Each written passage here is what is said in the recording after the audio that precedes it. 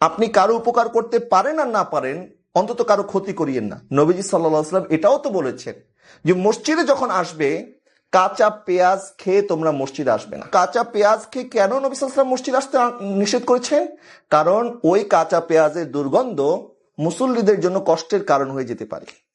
তাহলে যেখানে কাঁচা পেঁয়াজকে মসজিদে আসা যাবে না, মানুষের জন্য কষ্ট না হয়, আর সেখানে কি আরেকজনের গীবত করা যাবে? আরেকজনের হক মারা যাবে? আরেকজনকে মাথায় বাড়ি দেওয়া যাবে? কখনোই না। নবী সাল্লাল্লাহু আলাইহি ওয়াসাল্লাম ইরশাদ করছেন, জুমার দিনে যে ব্যক্তি মসজিদে দেরি করে আসে এবং মানুষের কাঠ ডিঙিয়ে প্রথম কাতারে আসার জন্য মানুষের কাঠ ডিঙায়, নবী সাল্লাল্লাহু আলাইহি ওয়াসাল্লাম বলছেন সে যেন জাহান্নামে যাওয়ার জন্য সেতু নির্মাণ করছে।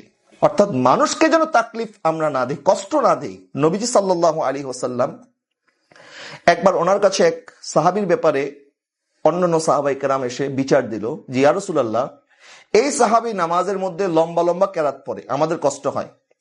নবী সাল্লাল্লাহু আলাইহি ওয়াসাল্লাম তাকে ডাকলেন এবং বললেন, আমি কত কষ্ট করে করে মানুষকে দ্বীনের পথে আনতেছি, আর তুমি কিনা তুমি এই সমস্ত কাজ করে মানুষকে দ্বীন থেকে দূরে ঠেলে দিচ্ছ।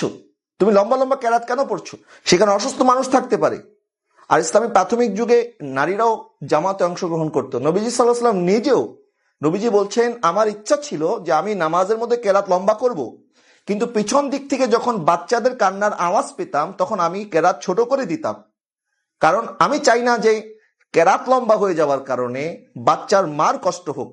কারণ সে মহিলা তো নামাজও আদায় করছে, এদিকে বাচ্চাও কান্নাকাটি করছে, মুসল্লিদেরও কষ্ট হচ্ছে। সেই জন্য নবী সাল্লাল্লাহু আলাইহি ওয়াসাল্লাম কেরাত ছোট করে দিতেন।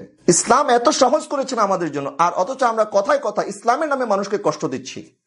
আপনি একটি ওয়াজ মাহফিল করবেন, এখানে 100 মানুষ জড়ো হয়েছে, আপনি 100টা মাইক লাগালেন গোটা এলাকার মধ্যে, কি দরকার আছে? এখন কেউ যদি এসে বলে আপনি এতগুলি মাইক কেন লাগাইছেন, মাইক কমায় দেন বা মাইক বন্ধ করেন, তখন আমরা তার বিরুদ্ধে আবার ফতোয়া শুরু করে দেবো, আরে তুমি তো ইসলাম বিদ্বেষী মানুষ, ওয়াজ মাহফিলের বিরুদ্ধে কথা বলতেছো। অথচ আমাদের করা কি দরকার ছিল, আমরা কি করছি? হুজুর পাক সাল্লাল্লাহু আলাইহি ওয়াসাল্লাম একবার এক জায়গায় দাঁড়িয়ে আছেন, এক সাহাবী আসলেন, উনি খুব মোটা তাজা ছিলেন। ওই সাহাবী না দেখে নবীজি সাল্লাল্লাহু আলাইহি ওয়াসাল্লামের কদম মোবারক উপরে পা মোবারক উপরে পা দিয়ে দিলেন বেখেয়ালে। তো উনি যখন একটু মোটা তাজা ছিলেন, নবী সাল্লাল্লাহু আলাইহি ওয়াসাল্লামের খুব কষ্ট হলো, এবং নবী সাল্লাল্লাহু আলাইহি ওয়াসাল্লামের হাত মোবারকের মধ্যে একটি ছড়ি ছিল খেজুর গাছের পাতার মতো, সেটা দিয়ে নবী সাল্লাল্লাহু আলাইহি ওয়াসাল্লাম একটু আঘাত করলেন তার পেটের মধ্যে। বললো, আরে তুমি তো আমার পায়ের মধ্যে দাঁড়িয়ে আছো। তো সে বললো, ইয়া রাসূলুল্লাহ, আমাকে ক্ষমা করে দিন, আমি দেখি নাই। রাত্রিবেলায় ওই সাহাবী ঘরে গিয়ে কান্নায় ভেঙে পড়লো যে আমি কত বড় বেয়াদবি করেছি, যে আমার রাসূলের পাক সাল্লাল্লাহু আলাইহি ওয়াসাল্লামের পা মোবারক উপরে আমি নিজের পা দিয়েছি, না জানি আমার বিরুদ্ধে কোরআনে কোনো আয়াত নাজিল হয়ে যায় কিনা। ওই সাহাবী যখন অনেক ভয়ের মধ্যে ছিল, সকালবেলা নবীজি সাল্লাল্লাহু আলাইহি ওয়াসাল্লাম ফজরের পরে তাকে ডাকলেন। সেই যখন হাজির হলো, সে ভয়ের মধ্যে ছিল, না জানি আমার বিরুদ্ধে কোরআনে কোনো আয়াত নাজিল হয়ে গেছে। নবীজি সাল্লাল্লাহু আলাইহি ওয়াসাল্লাম বলছে, সাহাবী তুমি আমাকে ক্ষমা করে দাও। বলি, ইয়া রাসূলুল্লাহ, আমি কেন ক্ষমা করব? বরং আমি তো আপনাকে কষ্ট দিয়েছি, আমার পা আপনার পা মোবারক উপরে পড়েছে, হুজুর আমি ক্ষমা চাই আপনার কাছে, হুজুর আপনি আমাকে ক্ষমা করে দিন। নবীজি সাল্লাল্লাহু আলাইহি ওয়াসাল্লাম বলছেন, আরে তুমি তো পা দিয়েছো তোমার নিজের অজান্তে, তুমি তো ইচ্ছাকৃতভাবে দাও নাই, কিন্তু আমি যে ছড়ি দিয়ে তোমাকে আঘাত করেছি এটা তো আমি জানতে করেছি, দেখে করেছি।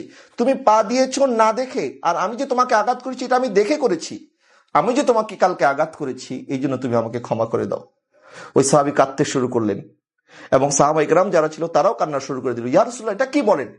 আপনি নবী হয়ে সাহাবীর কাছে ক্ষমা চাচ্ছেন উম্মতের কাছে?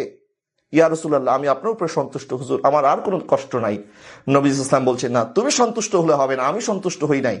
হ্যাঁ, আমি সন্তুষ্ট হব তখন আমার কাছে মাত্র 80টা উট একজন হাদিয়া নিয়ে এসেছে, আমার পক্ষ থেকে তুমি এই 80টা হাদিয়া গ্রহণ করো, তখন আমি খুশি হব।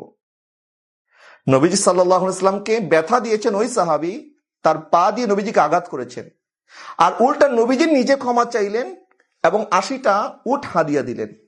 এটা হচ্ছে আমার রাসূল পাক সাল্লাল্লাহু আলাইহি ওয়াসাল্লামের আখলাক। আমাদের আখলাকটা আমরা যেন সুন্দর করি, এবং যে নিজের অতিষ্ঠ থেকে আরেকজনকে বাঁচাতে পারে, এটাও কিন্তু দ্বীনদারি। আপনি হালাল উপার্জন করেন, কিন্তু মানুষকে কষ্ট দিয়েন না, মানুষের উপরে বোঝা চাপিয়ে দিয়েন না, মানুষের সাথে গালাগালি করিয়েন না, ফিতনা ফাসাদ করিয়েন না, সমাজের মধ্যে বিশৃঙ্খলা করিয়েন না। তাহলে আপনি একজন দ্বীনদার হতে পারবেন। ইবাদতের নাম শুধুমাত্র দ্বীনদারি নয়, বরং আমাদের আখলাককে সুন্দর করা, এটাও হচ্ছে দ্বীনদারি।